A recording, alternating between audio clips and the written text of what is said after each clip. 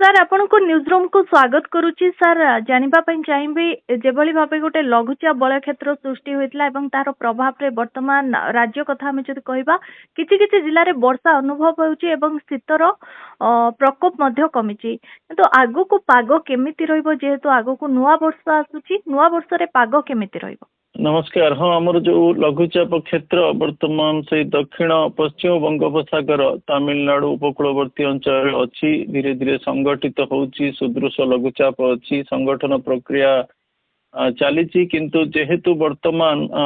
जो उत्तर पश्चिम वायुर जो प्रभावटा वर्तमान आज प्रभावित करिबो लगुची सेटा 20 रु 22 रहिबो। तेणु ता प्रभाव रे हमर जो उत्तर भारत रे तो बहुत ठंडार प्रकोप चली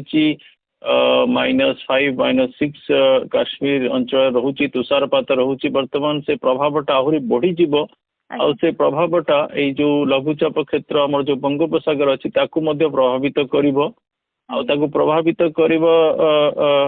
जो प्रथम ये प्रभावटा रहिबो सेटा रहिबो हमर ओडिशा उपरे जो तार जो उत्तर पूर्व दिगरे जो बादल खंड अछंती से माने प्रवेश करिवे आ ता सहित तार टिके जो अवस्थितिटा अछि टिके स्थल भागरु दूरे जीवो। किंतु जो प्रभावटा हमें वर्तमान आशा करूछु 20 और 21 तापरे 22 तारीख दिन तार टिके प्रभावटा कमी जीवो। मत लागुछि टिके बादल कंडीशन हटिबो किंतु जेहेतु उत्तर पश्चिम वायुटा 22 पर दुर्बल हो जाउछि पुणी ताकू पूर्व वायु पुणी स्थल भाग आड़कू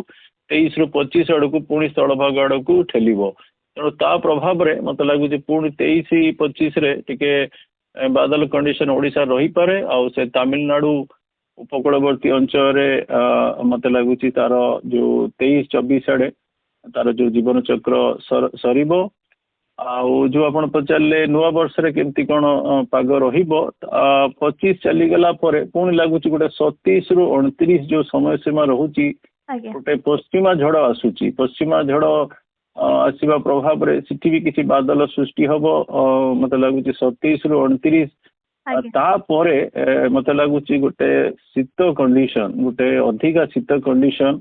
आमर जो क्लियर स्काय बादल विहीन आकाश मत लगुच नुआ वर्ष आड़कू टिके शीत भल शीत पड़ो आउ भल सनसाइन भी रहिबो सकाळ बेला किंतु शीतर मात्राटा लगुच जनवरी भी रहिबो। तेणु नुआ वर्ष मत लगुच गोटे भल शीत कंडीशन आमे अनुभूति करिवार यथेष्ट संभावना रहुची। अच्छा, वर्तमान जेभली भाबे रातिर तापमात्रा बढ़ी जाइछि एवं शीत कोठी ना कोठी कम अनुभूत होछि। एई जो लघुचाप बलय क्षेत्र जेमती सृष्टि हेतिला तार प्रभाव रे वर्तमान किछि किछि जगह रे वर्षा गतकाली होई सारछि। तो आज केउं केउं जिल्ला गुडी करे वर्षा हेबो से भली किछि सूचना मिली पारुछि? हाँ, वर्तमान हमर जो पाग चली 18 तारीख रु आहुरी 48 घंटा बलवत्तर रहिबो। कोहला पाग बादल आच्छादित आकाश टिके हेजी कंडीशन आउ हालुकार मध्यम धरण वर्षा आहुरी मत लगुच 48 घंटा ओडिशा आउ आंध्र उत्तर आंध्र दक्षिण ओडिशा अंचल रे रही पारे। वर्षा जदि परिप्रेक्षी कहले आज आउ काली तार जो प्रभाव टिके रहुची मत लगुच अपराह्न समय रे हमर जो पुरी रु गंजाम आ गंजाम रु मालकानगिरी और तांको पार्श्ववर्ती जिला मत लगुच एई जो अंचलटा रहुची एथिरे बेसी प्रभावित होबार संभावना अछि। हालुका वर्षा कारण सिस्टमटा दुर्बल अछि बाह्य बल रे ए जो उत्तर पश्चिम वायु सहित मिसिक हालुका रु मध्यम धरण स्थान स्थान वर्षा हेई पारे किंतु काली टिके तार उत्तर को अग्रगति हबो। तेणु मत लगुच बालेश्वर पुणी जो गंजाम अंचल रहुची आ तार पार्श्ववर्ती जिला मान हालुका स्थान स्थान हालुका वर्षा रही पारे। तापरे तार जो गतिविधिटा टिके स्थल भाग पाखरु समुद्र आड़क हो 22 तारीख मत लगुच टिके प्रभाव कम रहिबो। पुणी पूर्वावे प्रभाव रे 23 रु 25 पुणी लगुच बादल कंडीशन रहिबार संभावना रहुची।